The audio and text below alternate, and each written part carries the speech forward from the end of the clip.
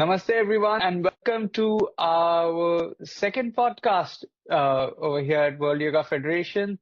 We have started this beautiful new series where we are interacting with some amazing global yoga leaders. And today we have with us the amazing Steph.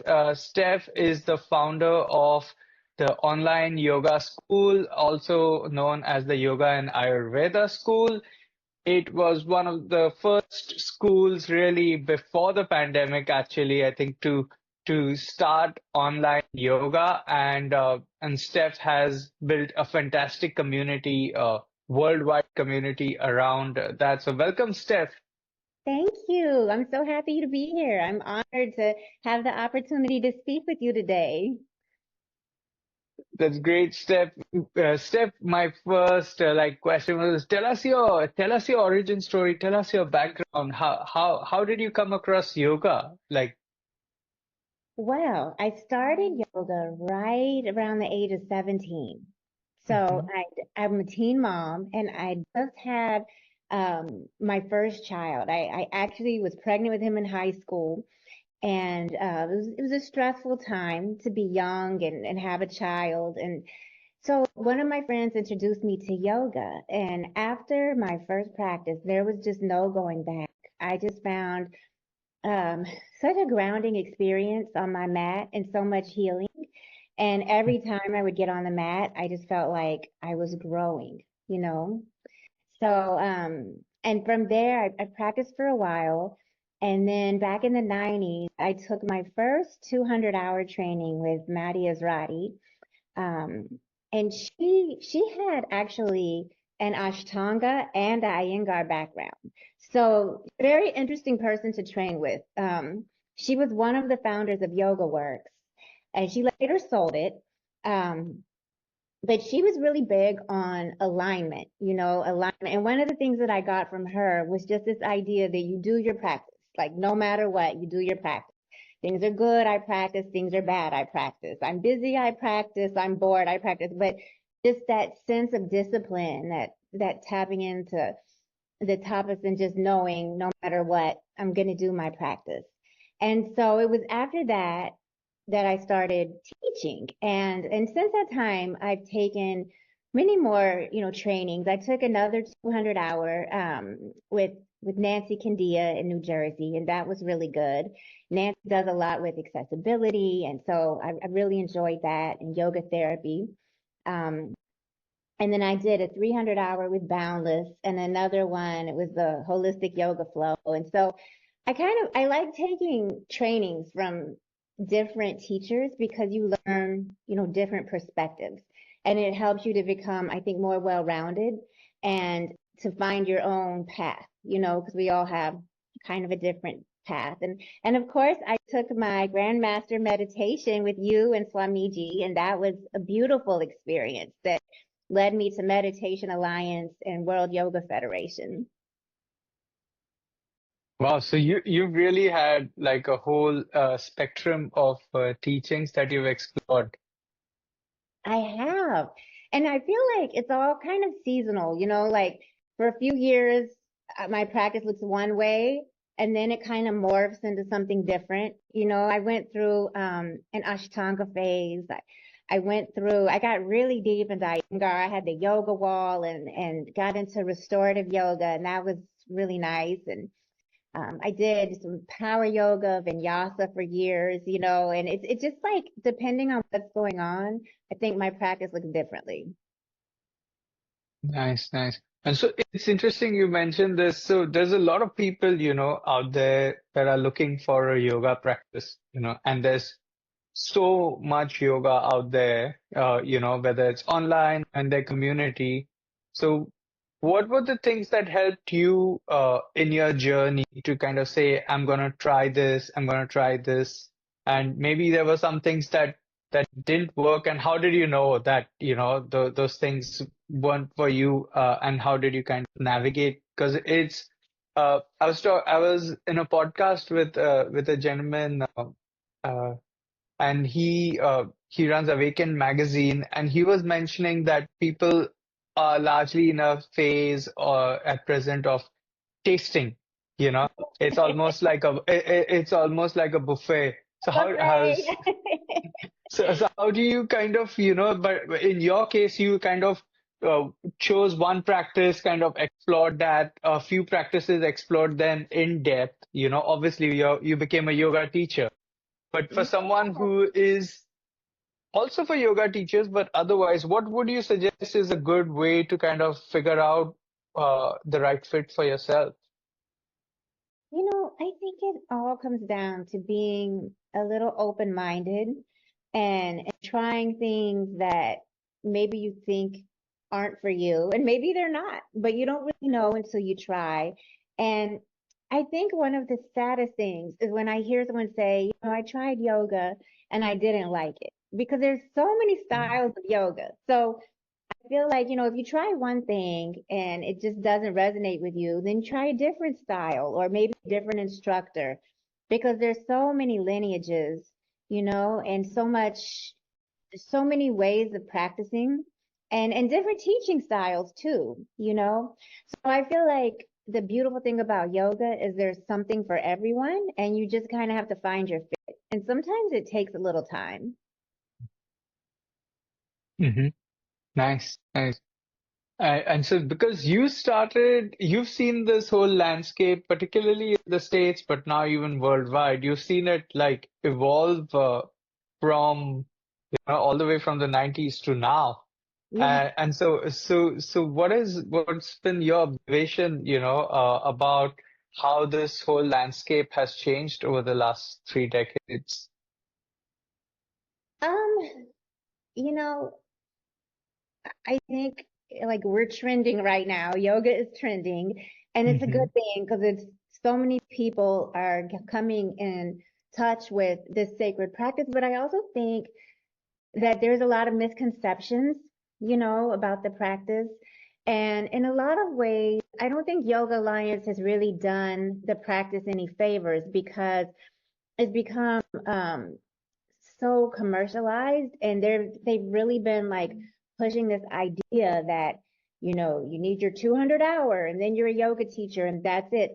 And traditionally that's just not how it works. And it's like I feel like we're always all teachers, but we're also always all students, because as we go through life, we're always acquiring information and then we're sharing it, and maybe formally, maybe informally, but we're always gaining information and sharing it with others. And you don't like reach this 200-hour point, like it's the destination and that's the end of things. I think you have to keep going, and you have to keep learning and evolving and do your practice and just really do the work. And I think that this idea in yoga teacher training land, that you get your 200 hour and that's it, is just such a flawed idea, such a misconception. And I think it's been hurtful for yoga. Now we have like so many people that are out here and they're teaching, and maybe, I don't want to say maybe they shouldn't be, but maybe they don't understand like, the true meaning of the practice, and they may not know anything about the sutras and the 8 limbs. And so I think that it's great that so many people are able to find this healing practice. I really do.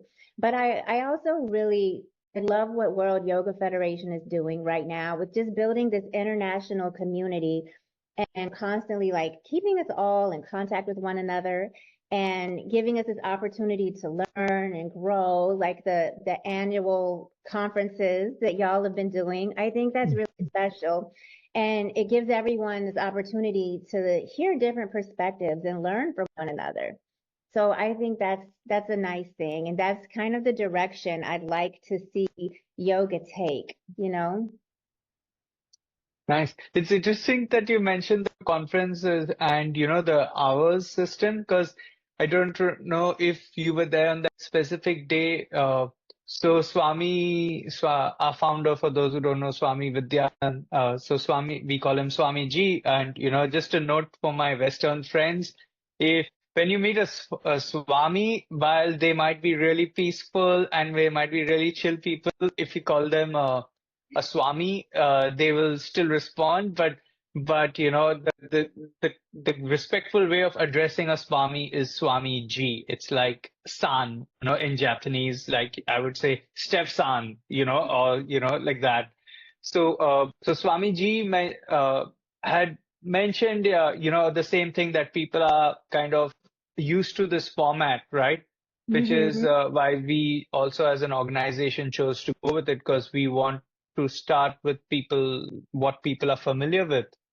And at one of the he was toying with this idea of expanding the hours. And at one of the conferences, I think it was Master Dixon from Hong Kong. He's like this really big, big master in Hong Kong. Like, I don't know if he still does. I know at one point there were like billboards of him all around the I place, love that. and very, very interesting, very dynamic individual and team that he's got there. And that he had suggested to kind of expand, because his students were asking for, so we've just started the trial this year for 800 hours, with the kind of hoping to kind of see how it goes and how it works, and then maybe eventually expand a bit more as well. Because we I love that. Well, I'm gonna have to get an 800-hour program that we can register with World Yoga Federation. That'll be beautiful. Oh, awesome. Yeah, yeah. Let's touch base on that for sure after this. Yeah, So, I think that's important, because the way that originally it would work, people would study with their teacher, with their guru, and it would be like an understudy, and there was no, you didn't sign up for a certain number of hours. It's like you learn until your teacher tells you that, okay, you've mastered this and you're ready to go on to the next thing, and you never really stop learning and growing. And so I mean, I realize that in modern times that probably doesn't really work, but I do think we need more than 200 hours. I definitely do. mhm. Yep. And another interesting concept is, like, how do you kind of uh, reconcile things like Shaktipat, Yeah. or things of other ways of transmission of knowledge and energy, because essentially a Shaktipat might take a few seconds for a guru to transmit. It might take a lifetime for the person to assimilate. I get it. Yeah. It's so true. It's so true. Well, and I also love with World Yoga Federation that you're letting everyone teach their own style without really trying to standardize what that looks like, because there's so many lineages, and I think it's important that they all continue on and stay alive, and that they're not like forced to fit into this box of what the training has to look like. Because if we're all teaching the exact same thing in this standardized way, I think we really lose the heart of what each lineage is about. No?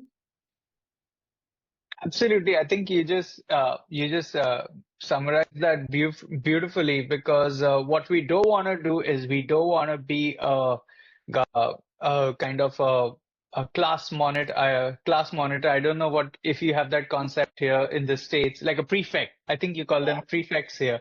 So we don't want to be the class prefect telling people what they can do and what they can't do, and picking on nitty-gritties, because yoga's been around for thousands of years.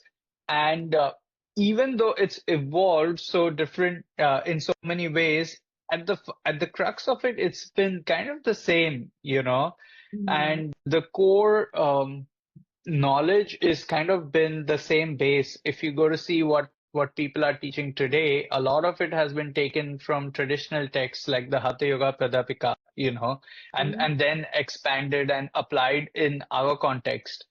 So that's something that we've been mindful of, to not, we want to build a community. And, like even our certificates, like it says, like on your school certificate, it says online World Yoga Federation and online yoga school certify so Right. and so, and we want that we working collaboratively, because there is also the value of building a conscious collective that's actually active and engaging, not just, as a what do you call it? Not just as a mechanical external Yeah, tool. absolutely. And I love that. That's so special. That's what we need, I think. And so we talked a bit about building communities before we kind of properly kicked off the podcast. And you built a huge community of yogis worldwide. And so tell us about the online yoga school and how you transitioned into that and how you built this amazing community. It was a little unexpected. Um, so I had a studio in the Pocono Mountains, and it would snow every winter. And when we would have a 200-hour training going, people who were coming from Maryland and some other places, they couldn't get to us because of the snow and the weather. And so we would have to, like, I started putting things online because people were having to, like, not make the attendance policy. And then we would have to add on months and months into the summer. It was a big mess. So I said, you know what? I'm going to make this easy. I'm going to put it all online. And technology is really not my thing. So for me, it was not like a formal, I didn't have all the lighting and the fancy cameras. It was like me with my iPhone. And I'm recording videos just talking to my students like I'm talking to you. And there's noises in the background, the dog, the kids, my husband. It was very casual, very informal. And I put it online and they loved it. They loved it because they said, this really resonates with me because I can go back and I can listen to it again and again. I can pause it. I can do, external research. I can take notes. And it's like they were absorbing more than they did when we were all together in person. And so I thought, well, if this is a good way for them to learn, I'm going to record everything. So I started recording the whole 200-hour and putting it online. And then I thought, like, well, why should it just be limited to the people I know? We'll just let anybody join. And so we started getting people from all over the place. And before COVID, there was kind of a lot of skepticism around online yoga, teacher training that, how can you really learn online?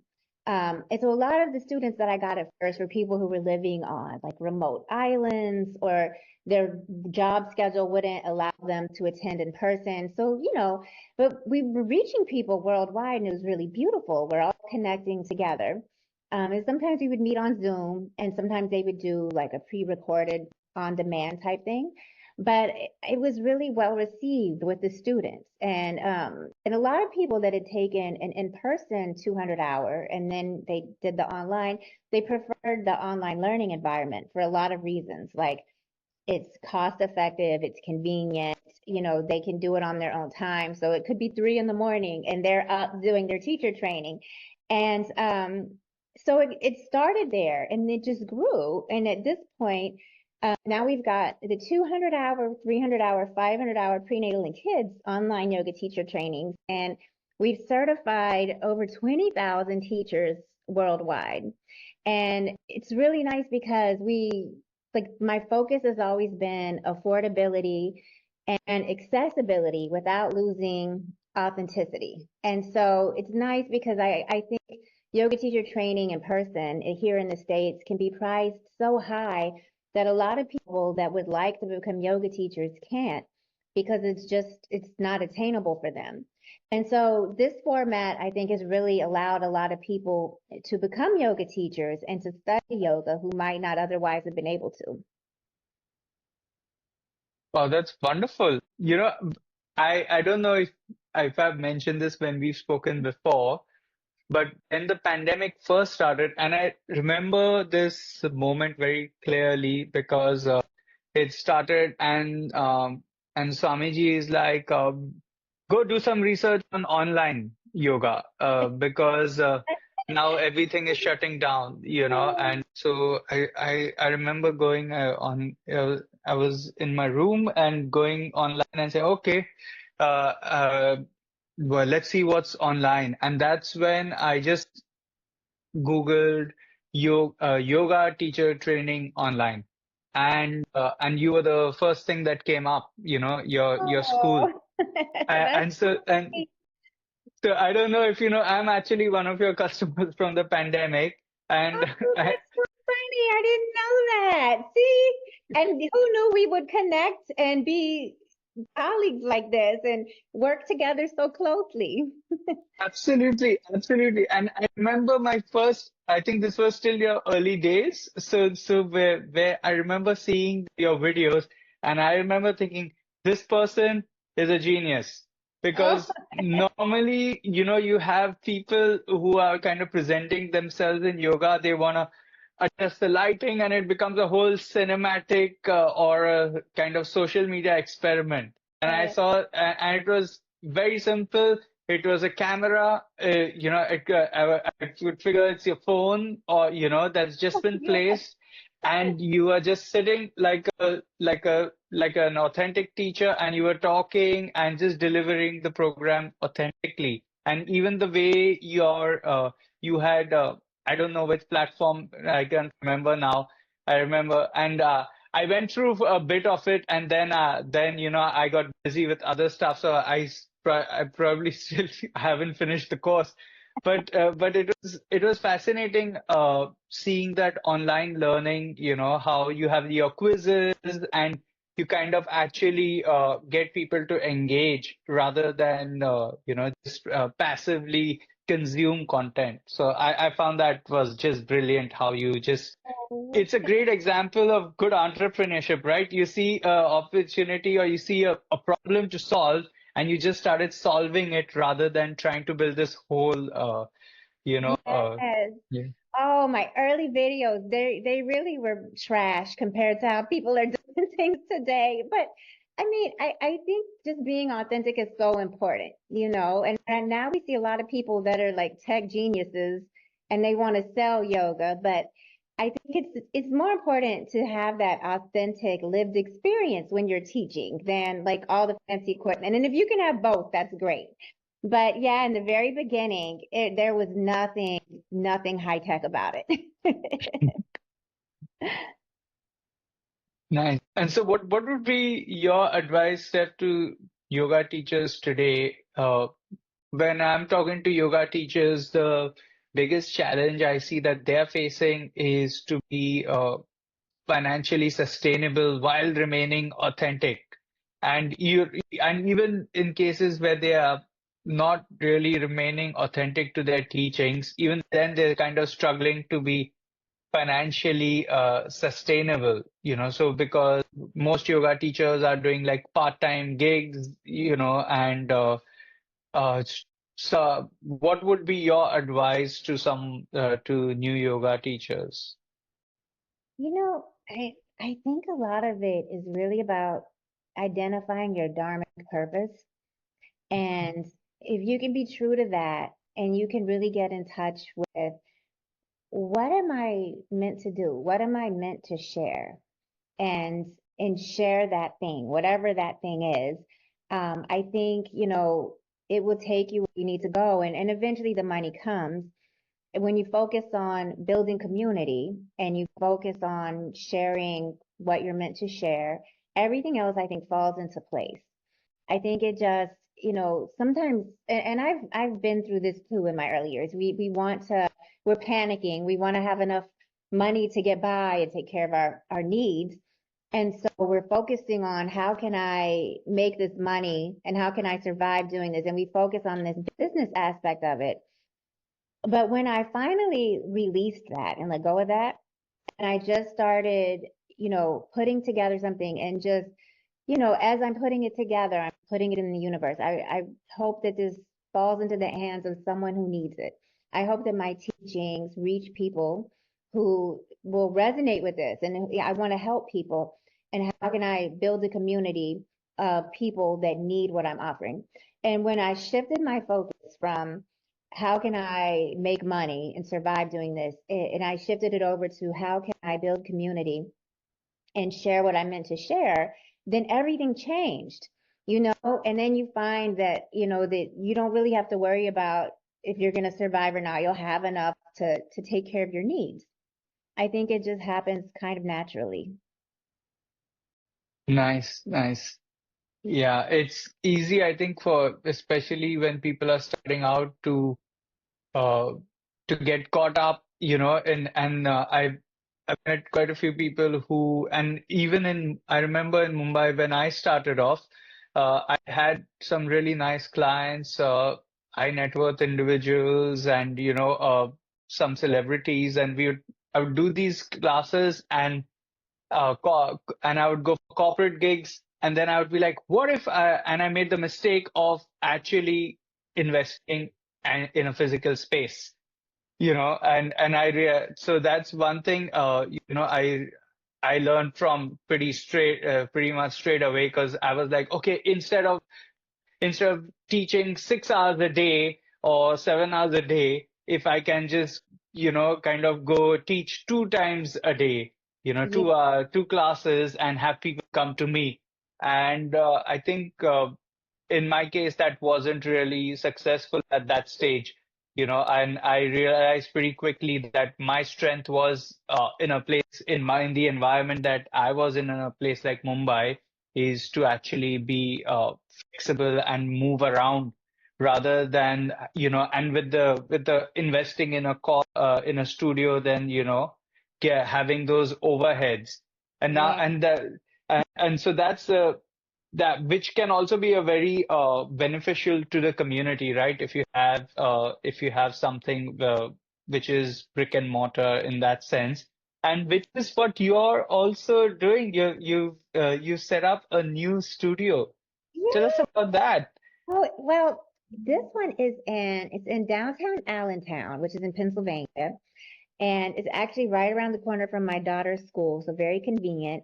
And I love the space. It's very affordable, and it kind of fell in my lap. So I thought, well, we can't turn this down. So my husband and I, we went, we checked it out, and we signed the lease on it, and we're getting everything set up now. So I'm really excited because I think it's going to give us the opportunity to do. We both of us are Kundalini teachers, and he's really into Kundalini. And so Mhm. just to offer the Kundalini classes locally, because we don't have any local Kundalini. So that's going to be nice. And some teacher trainings locally, I think also. And we'll have like the hybrid option. So if you want to attend online, you can. But if you want to come in person, you can. So we're looking forward to it. I think it'll be fun. And I'm also going to be doing some kid yoga stuff there. Nice, nice. And Steph, how many kids do you have? I have five. I have Wow. kids and two grandkids. So I only have one left at home. She's 10, and everybody else is all grown up. Oh, so you're like super mom. I don't know about that. Busy mom for sure. They keep me so busy. And so, what's your advice for individuals who are looking to introduce their children to yoga? And how do they go about? Where do they start? I think it's so important that we teach yoga to our kids because it really gives them the skill set and the tools that they need to incorporate mindfulness into their lives, and they take that off the mat as well. So we do a lot of breath work, and it's interesting because like kids know if they have something big coming on, how they can use their breath work to like calm themselves when they're feeling anxious, or if they have to like kind of turn up a little bit and they're feeling lethargic, what breathwork practices they can tap into to be able to do that. And I think that these are skills that like when I was growing up, they weren't taught here in the United States. They really weren't. And now we're seeing more yoga and meditation in classrooms, and I think that's great that kids are having the opportunity to tap into the practice. Nice. And so, are you do you have a program for like school teachers or others as well, that they can go on your website and look up? We do. We have a kid yoga teacher training. Um, Mhm. And lots of school teachers have taken it, counselors, principals. So it's nice. And I hear their stories about how they're pulling this into their classrooms. And it's really heartwarming to see all of these young people being touched by the practice. Nice, nice. That's really fantastic, because I think that's the future, right? If we can share a little of that, and I really feel like, in fact, a, I read recently somewhere that each generation is subsequently higher in terms of IQ, and we see that all the time. Like the Oh, kids are like yeah, just version 2.0, version yeah. 3.0, you know, and if we can give them, if we just introduce them a little, they can really uh, take it forward. I remember one of my kids' classes, there was one day I was late and in Mumbai, and when I reached there, the kids didn't need me. They were like, oh, they had already started the practice, and I Thanks for literally going. attended. I just attended and the rest of it was like I think uh, I moved to New Zealand soon after, but the rest of it was the time I would just turn up and do the first mantra. Sometimes they wouldn't even let me do the mantra, and and basically we were just practicing together, and they would take turns to kind of lead the sessions. And I found that they had this amazing ability to teach, I you love know? that. Yeah, Isn't that special? You planted the seed and then you watch it grow. yeah, yeah. I love that. Well, they're our future. So it's good that we're teaching them this good stuff because, the world needs it for sure. Yeah, because it's quite a challenging, very different from, I guess, when we grew up, in terms of how challenging life can be, and the demands that modern life brings with it. Yeah, absolutely. Yeah. Wow. Interesting conversation. I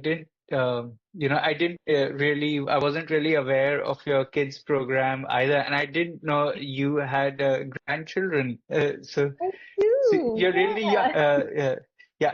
I wouldn't have been able to tell how. And you mentioned your husband, and so how important do you think it is? Like, wow, what is the magic of practicing with your partner and and with your family? Like what are the benefits that you've experienced from doing those things? I think it kind of comes naturally. If it's part of who I am, it's part of who my husband is, and so it's just something we do together. I guess it's kind of like people, if you love to cook, which I also do love to cook, then you're cooking with your family or, whatever those things are that you like to do, they kind of Mm-hmm. naturally come up and you're sharing them with your family. So it's really special though. I think it's nice because we can watch each other's practice kind of grow and morph and change and someone like a witness, to kind of witness your evolution in practice and to talk to about the things that come up.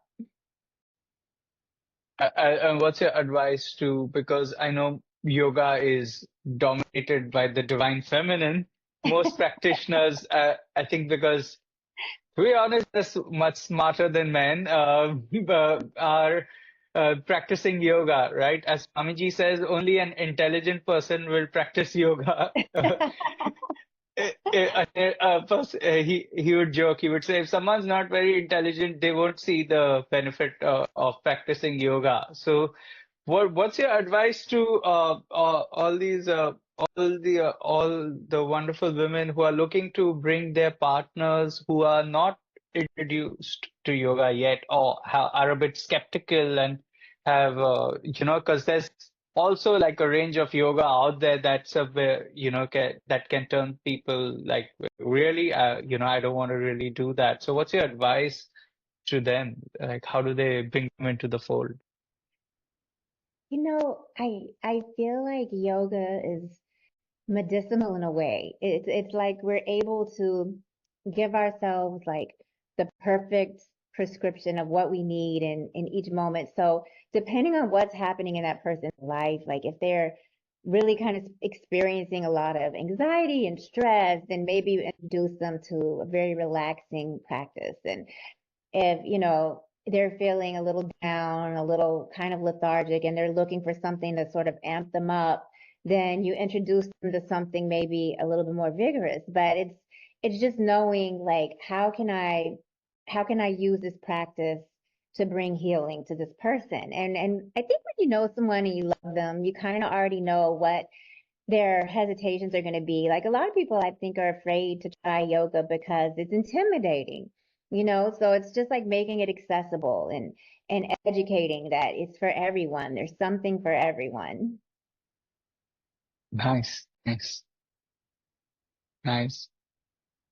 So moving a bit on to like more of a community, and like you're aware, we at the Federation we are trying to make a conscious move to becoming to being of a greater service to the community than just kind of offering certification and recognition.